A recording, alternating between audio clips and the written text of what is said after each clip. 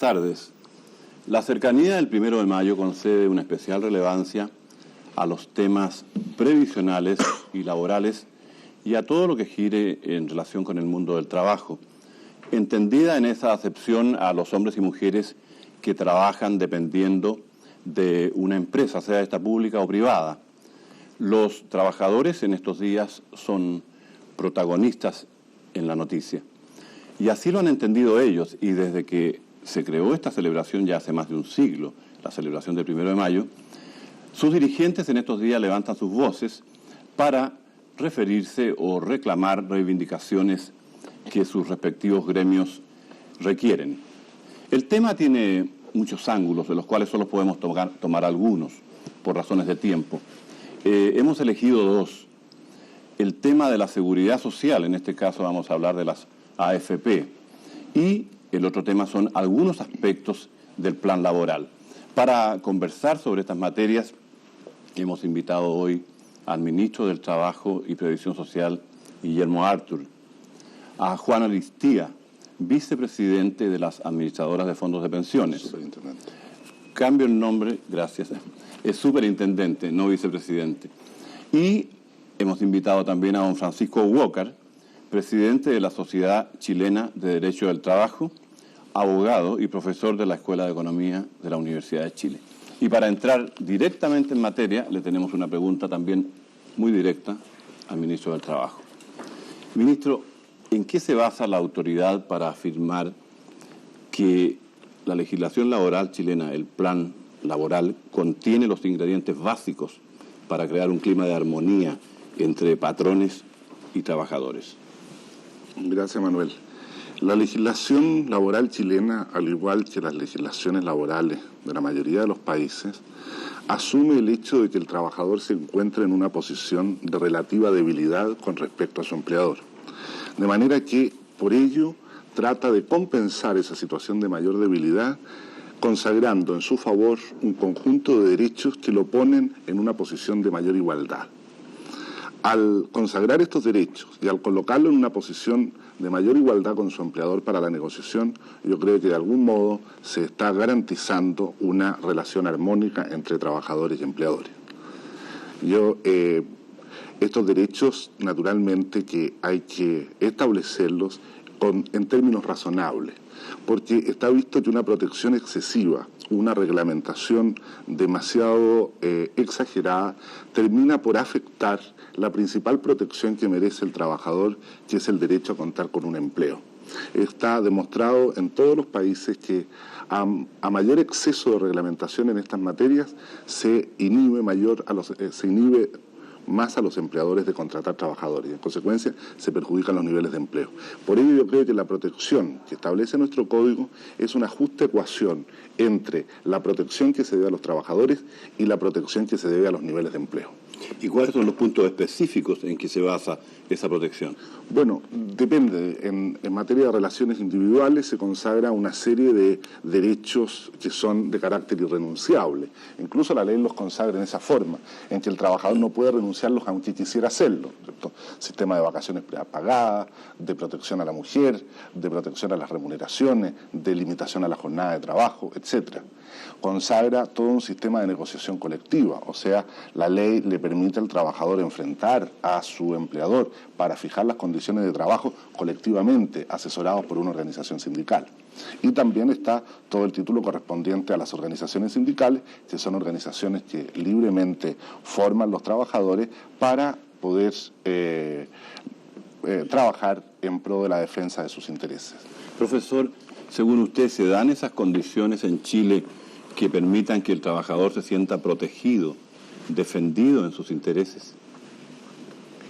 Yo quisiera responder esta pregunta volviendo un poco a lo que decía el señor ministro. Pienso que el derecho del trabajo tiene dos finalidades muy claras. Una, la de proteger el trabajador, y en ese sentido lo que podríamos llamar el carácter tutelar del derecho al trabajo. Y en segundo lugar, que este carácter tutelar permita a la vez un buen funcionamiento de la empresa y de la economía. Pienso yo que la legislación vigente tiene aspectos positivos y aspectos negativos. Y pienso que en este momento la legislación laboral vigente, en cierto modo, consagra algunos aspectos que significan una menor protección del trabajador que la que debía tener. Por ejemplo. Voy a dar 3 ejemplos concretos de 3 temas que a mi juicio son los más importantes. En materia de terminación de la relación laboral, creo que hay algunas normas bastante imperfectas, como por ejemplo, los trabajadores contratados después del 14 de agosto de 1981 tienen derecho a una indemnización mucho menor que los contratados antes del 14 de agosto de 1981. Y en general yo diría, las normas de terminación de la relación laboral tienen algunas fallas importantes, como por ejemplo no hay normas sobre despidos colectivos. Es decir, una empresa puede despedir 1 o 100 trabajadores sin necesidad de autorización de ningún organismo, de ninguna especie. Eso yo diría un ejemplo. Un segundo ejemplo es la negociación colectiva, que aquí yo difiero de la posición de mi querido amigo don Guillermo Artur. Yo pienso de que es necesario instaurar en Chile algún sistema de negociación colectiva por rama de actividad. Razón muy simple, que la negociación colectiva por empresa llega solamente a un sector de trabajadores. Vale decir, a grosso modo hay 400.000 trabajadores en este momento con sistema de negociación colectiva. Y en consecuencia hay un sector importante de trabajadores al margen de la negociación colectiva. Y el tercer aspecto, a mi juicio, está en el tema de la huelga. Yo encuentro que en el sistema chileno, concretamente, no hay consagrado un derecho de huelga, ni constitucional ni legalmente. Se reconoce un nicho de la huelga y en ciertas y determinadas circunstancias se acepta la huelga, pero limitadamente. Hay muchos otros ejemplos. Yo diría que no me gustan las soluciones radicales. Vale decir, no creo que sea conveniente un cambio absoluto de la legislación vigente, pero creo que la legislación vigente puede mejorarse mucho en un sentido de un mayor equilibrio entre el capital y el trabajo. Pienso que se ha exagerado un poco y en este momento la ley favorece más al empresario que al trabajador. Yo voy a darle una réplica inmediatamente a Guillermo Artur para después conceder la palabra a Juan Aristía, pero antes quisiera recordar que parte importante del programa son los televidentes, ya que ellos pueden participar haciendo preguntas a los fonos que aparecen en pantalla. Por lo tanto, esperamos esas preguntas. Guillermo, en materia de uno de los puntos que citaba el profesor Walker de indemnización por año de servicio, hasta la fecha que se señalaba era 1 mes por año, ¿verdad? Y después eso tiene un tope con un máximo de 5 años. ¿En qué se basó la autoridad? ¿Cuál es la conveniencia, si no para el trabajador, para la economía, del hecho de haberle recortado la indemnización? Yo creo, antes quiero referirme a lo que dijo Francisco, diciendo lo siguiente. Todas estas herramientas que la legislación entrega al trabajador para la defensa de sus intereses, para brindarle una efectiva protección, pierden su eficacia frente a una situación económica deprimida, frente a una situación económica, por ejemplo, con un agudo desempleo. La huelga, por bien consagrada que esté en la legislación, si el empleador sabe que en el lado de afuera de su fábrica hay un contingente de trabajadores dispuestos a emplearse por la mitad o la cuarta parte de la remuneración que ellos tienen, bueno, la fuerza negociadora que tienen esos trabajadores pierde gran parte de su eficacia. De manera que yo creo que la legislación del trabajo debe darse en esos términos, permitiendo que se realice todo el trabajo dentro de un clima, dentro de un ambiente de desarrollo económico con pleno empleo, porque de ahí nace la verdadera eficacia de las normas del trabajo. Desde el momento en que hay una gran situación de desempleo, pierden totalmente su eficacia. Uno de los puntos que se tocó en su momento, el año 1981, entiendo, fue el de las indemnizaciones por año de servicio. Es obvio que las indemnizaciones por año de servicio que se iban acumulando y eran progresivas incluso, atentaban contra la estabilidad en el empleo de los trabajadores de mayor edad, porque el empleador iba viendo que esos trabajadores a los cuales se les iba aumentando su renta por la experiencia que adquirían, iban representando un pasivo muy fuerte para la empresa. Y en el momento en que se terminara la relación laboral iba a ser muy caro.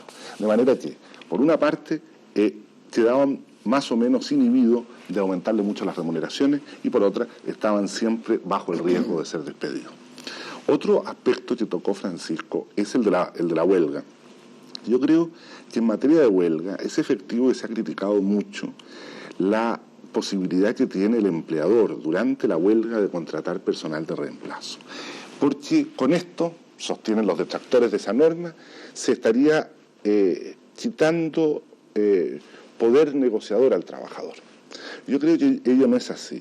Y no es así porque las empresas hoy día son cada vez más complejas y en consecuencia requieren de un personal más calificado.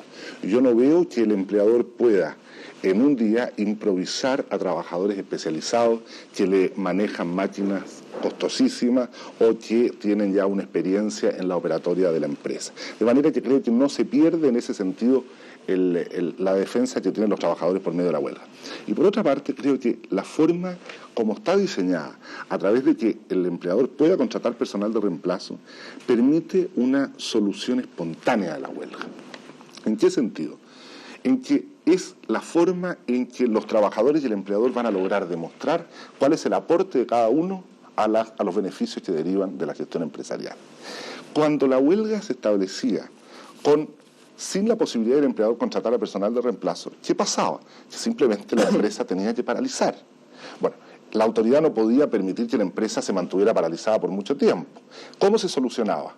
Se solucionaba con la intervención directa de la autoridad, que decretaba una reanudación de faenas, nombraba un interventor. Entonces, yo creo que si nosotros queremos afianzar los principios de una sociedad basada en valores de libertad, debemos permitir que todas las instituciones, que todas las normas, incluidas las laborales, funcionen en forma espontánea, con la mínima intervención de parte de la autoridad, que obviamente distorsiona mucho el manejo empresarial. Para los trabajadores es muy importante no solo los aspectos legales, laborales, sino también su previsión. Y esa es la razón de que está aquí hoy día Juan Aristía, que ha tenido la delicada misión de dirigir desde sus comienzos las administradoras de fondos de pensiones.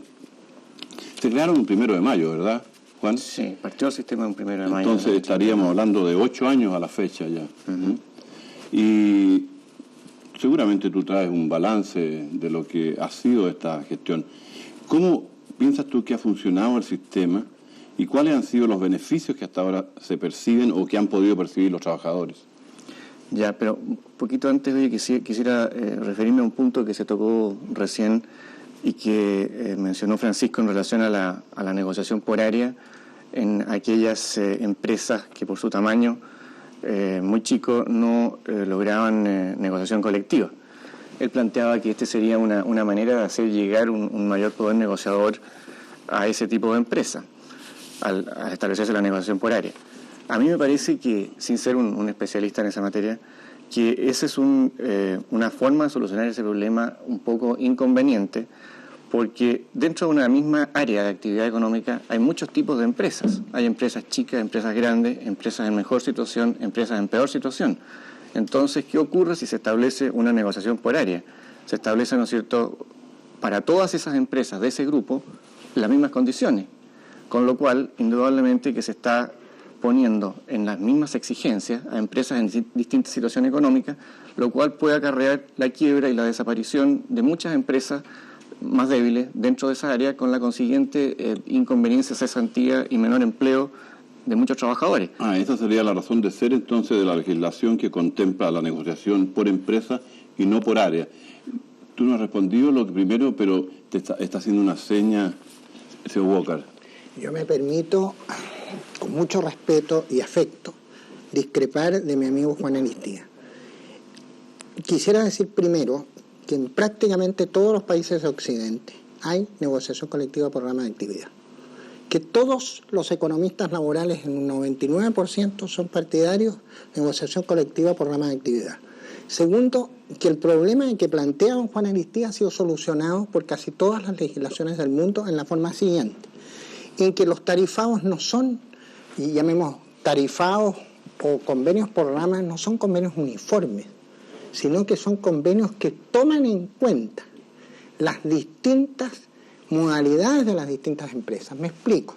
En la construcción hay un convenio por rama, hay empresas A, B, C y D que tienen situaciones distintas y hay todos los mecanismos que han resuelto esta situación. Y yo diría que hay una tendencia muy fuerte en todos los países del mundo a una negociación que yo diría que es de rama de actividad complementada por una negociación colectiva por empresa. Sí, pero déjame decir una cosa. El programa tiene dos líneas, por decirlo, porque una cosa, decíamos, es la legislación laboral y otras son los aspectos de seguridad social. Pero las tres personas que están en esta mesa, todas son entendidas. El único que no entiende en realidad soy yo, por eso que les hago las preguntas y ellos son los que van a responder las interrogantes que yo me formule o que se formulen ustedes. Por lo tanto, va a ser muy cruzada la conversación en ese sentido. Yo les pido que opinen de los dos temas y que se interrumpan cuando sea necesario. No, déjame que Juan ahora nos diga la parte referida a seguridad social. Y yo te quería integrar otra cosa, Juan. Siempre se ha dicho en Chile, no sé si por tradición o costumbre, que la previsión debe ser solidaria. Dicen que la anterior era una previsión solidaria y que la actual no lo es. Entonces mi pregunta es, ¿puede realmente un sistema previsional ser solidario o en esa definición se encubre algún tipo de injusticia? Bueno, este término de solidario es un término ambiguo, esa es su primera característica, ¿no? Entonces es difícil referirse sin precisar bien a qué connotación se le está dando a la palabra solidario. Ahora, en un sistema de pensiones, lo que persigue es reproducir, o lo que debe perseguir, es reproducir la renta que tenía la persona en actividad al momento en que esa actividad cesa, ya sea por vejez o por invalidez.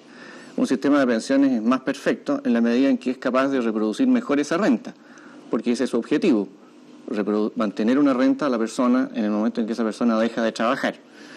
No sería lógico, si se entiende por solidaridad, igualación o nivelación o hacer traspasos de rentas de personas de mayores ingresos a personas de menores ingresos, empezar a hacer esta solidaridad o estos traspasos de renta en el momento en que una persona jubila. Es decir, supongamos una persona que ganaba en ejercicio 200.000 pesos y otra persona que ganaba 40.000 pesos.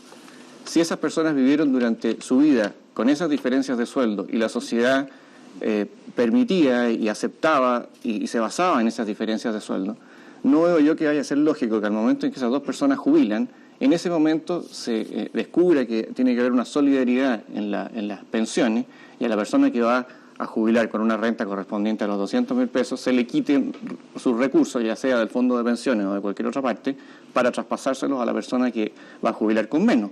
Evidentemente que el que piense que eso es solidaridad debió haberlo empezado a hacer a su debido tiempo y no al momento en que la persona jubila. Entonces, ese concepto de solidaridad a mí me parece equivocado, no es el objetivo de un sistema de pensiones. Oye, quiero ahondar lo que dice Juan en lo siguiente. Como él muy bien señala, el objeto de un sistema de pensiones, de un sistema de seguridad social, no es redistribuir ingresos, sino que es reemplazar el que tuvo durante su vida activa. Ahora, ¿por qué se habla de la falta de solidaridad del nuevo? En circunstancia, el antiguo tampoco tuvo por objeto ser solidario ni redistribuir ingresos.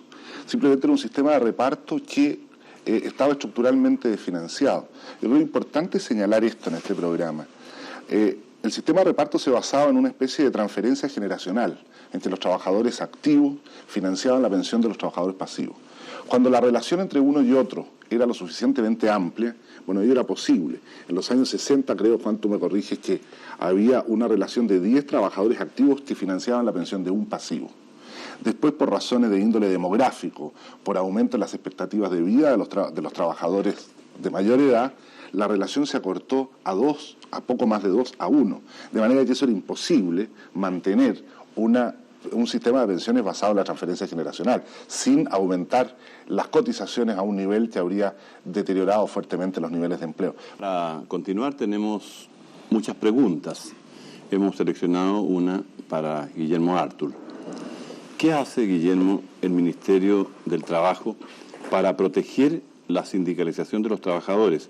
Ya que, afirma esta persona, hay empresas que impiden la formación de sindicatos y despiden a quien intentan formar uno.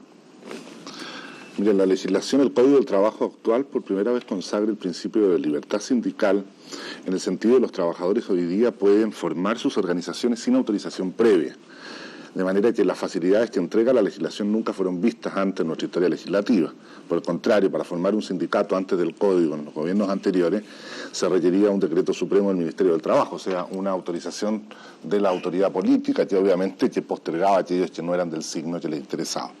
Ahora, pero los entorpecimientos a la labor sindical pueden no solo venir del gobierno, sino también de los empleadores, y efectivamente es eso. La ley contempla para ello un conjunto de normas que son las prácticas desleales del empleador cuando trata de entorpecer la acción sindical.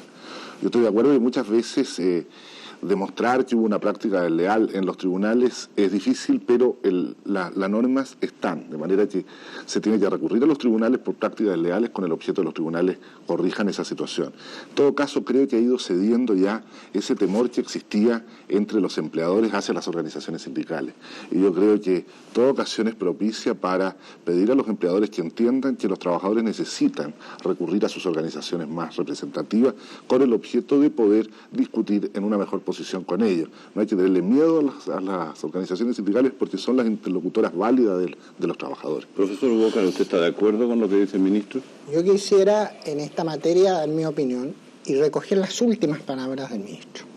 Yo pienso que las organizaciones sindicales son fundamentales en la existencia de buenas relaciones laborales.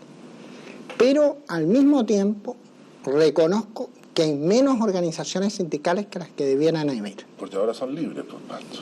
Yo diría que no es tanto por eso, porque ahora son libres, también porque ahora son libres, pero también porque hay un sector empresarial que es muy reacio a las organizaciones sindicales. Y aquí yo quiero ser extremadamente justo. Hay un sector sindical muy abierto, empresarial, muy abierto al mundo del trabajo. Yo tengo experiencias profesionales riquísimas, de gran entendimiento entre organizaciones sindicales y empresarios. Pero hay empresas que, dijéramos, no entienden el movimiento sindical y hay temor en muchos sectores trabajadores para sindicalizarse. En eso reconozco yo claramente que la Dirección del Trabajo ha hecho un gran esfuerzo, ¿no es cierto?, porque por ayudar a las organizaciones sindicales y para que se formen organizaciones sindicales. Pero a mi juicio hay una reforma legislativa puntual que me parece indispensable y se la señalo, señor ministro, un poco como sugerencia. Es el tema de las prácticas desleales. Yo pienso que las prácticas desleales están muy bien delineadas en la legislación, pero son letra muerta, por dos razones. Primero, porque la práctica desleal es de conocimiento de los tribunales, lo que significa un muy largo proceso. Y segundo, porque la sanción es ínfima, es una multa. ¿Qué es lo que pienso yo? Que las prácticas desleales debían ser conocidas en primera instancia por una instancia administrativa, probablemente con reclamo ante la autoridad superior y además, dijéramos, de una sanción de multa, probablemente, ¿no es cierto?, con algún otro tipo de sanciones para los empleadores que efectivamente, ¿no es cierto?, contravengan las normas legales en la materia de sindicalización. ¿Tienen denuncias concretas ustedes, ministro, al respecto? Sí, ¿Qué hacen cuando las reciben? Muchas veces tenemos denuncias. Como dice Francisco, esto está entregado al conocimiento de los tribunales de justicia. Sin embargo, muchas veces estas prácticas desleales van envueltas en todo un conjunto de infracciones a la legislación laboral, con lo cual nosotros cumplimos con la labor fiscalizadora de la dirección, que, como apunta Francisco, tratar de restablecer. En cuanto a mejorar la ley. Bueno, siempre estamos abiertos a eso. Francisco muchas veces nos ha colaborado con sus opiniones y de ellas han salido algunas modificaciones importantes en la legislación del trabajo, ¿no, Pancho? Tenemos ahora una... Creo que tienen que haber otras, ¿sí?, más aún. Bueno, toda ley puede ser mejorada, desde luego. Tenemos una pregunta que la tiene que contestar Juan Aristía. Dice así: ¿a qué atribuyen ustedes las bajísimas pensiones de los jubilados actuales? Por jubilados actuales pienso que se refiere a los que jubilaron con la antigua previsión. Esa es la idea que tengo yo. ¿Qué dices tú, Juan? Bueno, se puede interpretar de cualquiera de las dos maneras la pregunta y la contestaremos. O sea, ¿son las dos bajísimas, dices tú? Unas más bajas que otras, ¿no? A eso me refería. Yo tengo, por ejemplo, acá las cifras de la monto de las pensiones que se están pagando en el sistema previsional nuevo y que son considerablemente más altas que las que se están pagando por las antiguas cajas. Así, por ejemplo, las pensiones de invalidez que se están pagando en el nuevo sistema tienen un promedio, son 12.700 pensiones las que se pagan hoy día por las AFP y tienen un promedio de 42.000 pesos contra el promedio de las 133.000 pensiones que paga el antiguo sistema de invalidez, que es de 18.000 pesos. O sea, hay una diferencia ahí, como ustedes ven, de un 131%.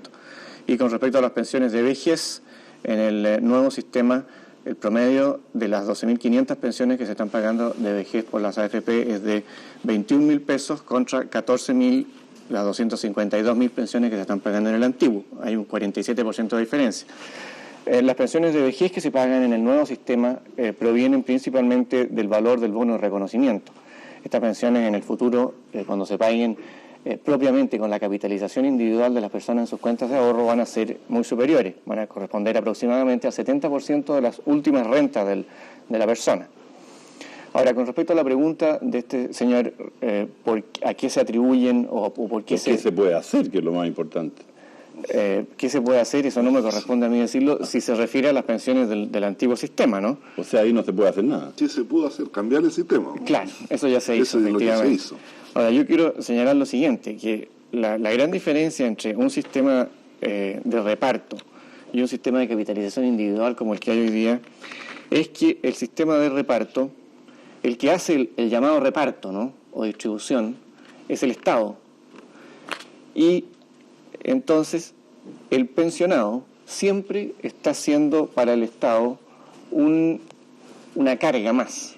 El Estado tiene que sacar todos los años la cuenta en su presupuesto de cuántos recursos tiene que asignar al pago de las jubilaciones. Hoy día el monto que tiene que asignar es una cantidad astronómica superior a todo el resto de los programas sociales del gobierno, lo que tiene que gastar en los pensionados. Y así todas las pensiones son tan bajas como está manifestando este señor.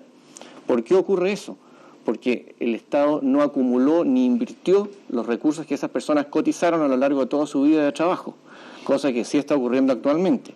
Entonces, al no haberse ahorrado estos dineros y al tener el Estado que desembolsarlos de sus ingresos habituales, sucede esta situación y entonces tenemos que el Estado está siempre disminuyendo las pensiones, restringiendo los reajustes y de alguna u otra manera siempre limitando los recursos con que se pagan las pensiones. Ese es el grave problema de un sistema que depende del dinero fiscal para el pago de las pensiones. Y es el gran mérito que tiene el nuevo sistema previsional, en el que los dineros son de cada uno de los trabajadores, están en su propia cuenta de ahorro, no los puede tocar el Estado ni nadie, y solamente pueden usarse para jubilar al momento en que la persona cumpla los requisitos. ¿Qué decía usted, profesor Boca? Sí, yo quería hacer dos pequeñas observaciones puntuales en relación con el tema previsional. Primero, yo pienso que hay un gran error en comparar el sistema de capitalización chileno con el de reparto chileno. Hay sistemas de reparto que funcionan en otros países del mundo y que son bastante buenos, en que el Estado no interviene para nada y que, ¿no es cierto?, son tan buenos como los sistemas de capitalización individual. Y hay en muchos países en que el sistema de capitalización individual ha fracasado. Entonces, es importante señalar que, a mi juicio, el dilema en este capitalización individual reparto tocado a la situación chilena es un dilema discutible. Y segundo, en relación con las pensiones de invalidez, yo pienso que hay un vacío en el mecanismo actual, que también un poco con la idea de la sugerencia, es que yo creo que hay que estudiar un mecanismo para que pueda haber pensiones de invalidez parcial, además de las pensiones de invalidez total. En ese sentido es una sugerencia, don Juan Aristi. Una pregunta para el ministro. Nosotros tratamos en el programa de tocar temas bien generales, o sea, que representen a gremios muy numerosos, pero vamos a tocar un tema puntual porque se refiere a un gremio importante, como son los camareros y garzones.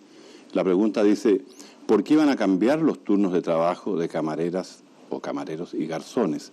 Ahora trabajarán 8 horas, pero tendrán menos ingresos porque no podrán tener horas extras. ¿Conoce el tema, ministro? Sí. Debería conocerlo. Sí. El presidente de la República anunció en su discurso el 11 de marzo una modificación a este tema. Hay en la legislación chilena, en el Código, una jornada especial de 12 horas para aquellas labores discontinuas o intermitentes, o sea, aquellas que no requieren un esfuerzo permanente durante toda la permanencia del trabajador en su trabajo.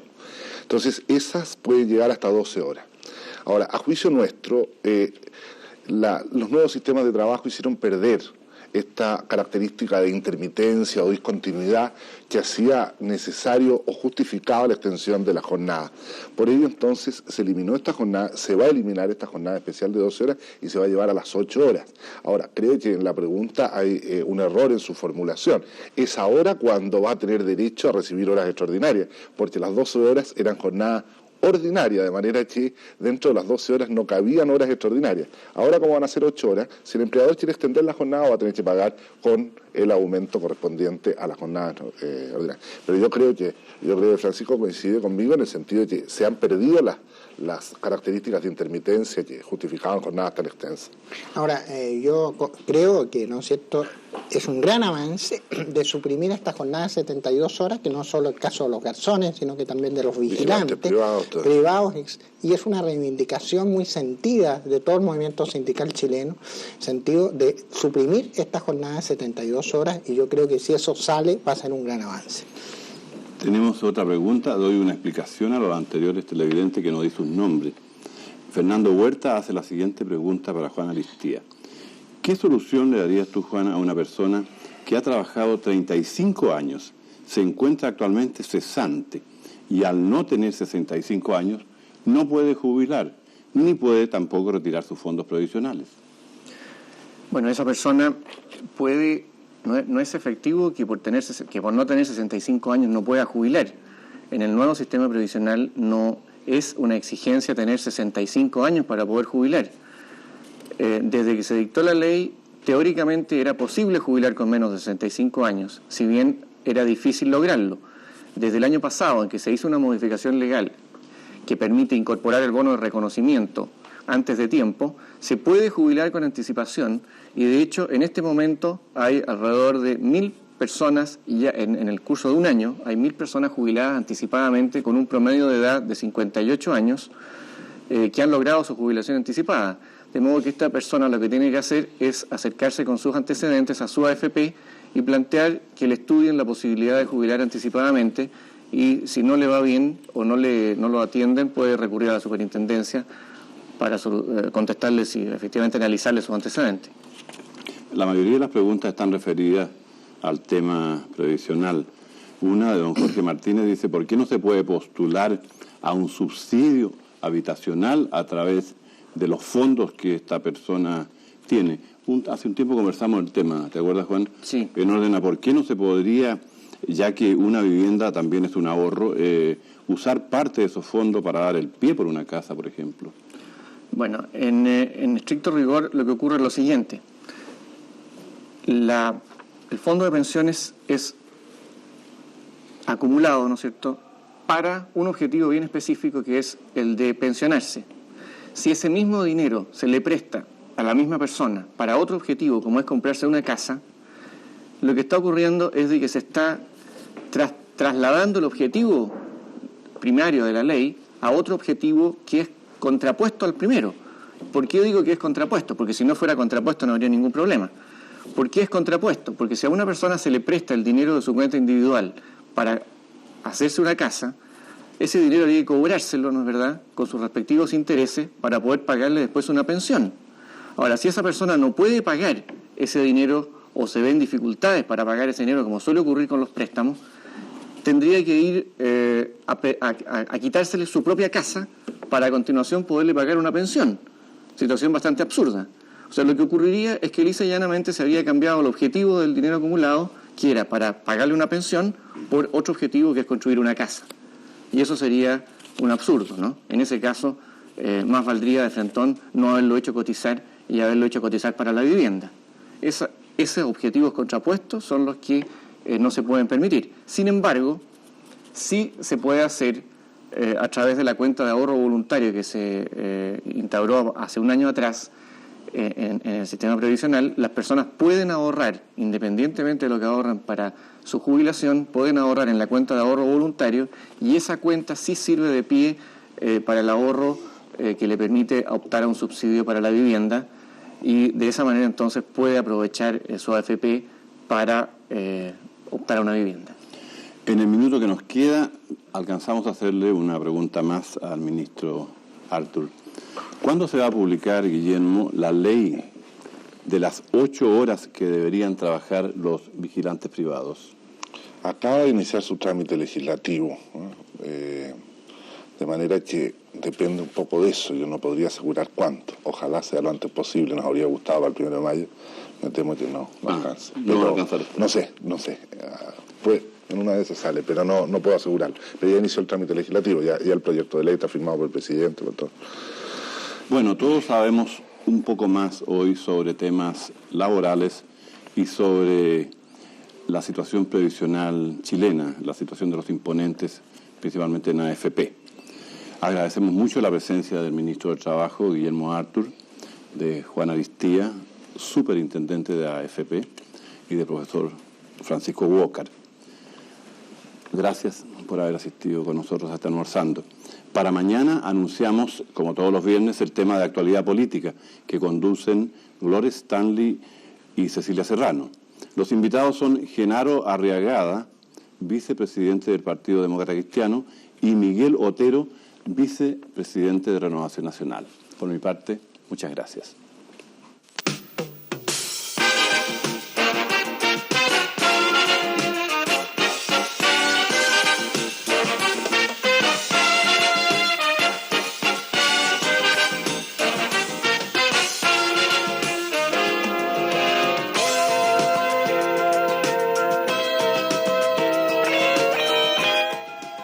Enseguida presentaremos las noticias de Teletarde y luego les invitamos a ver el último capítulo de la teleserie brasilera Derecho de Amar.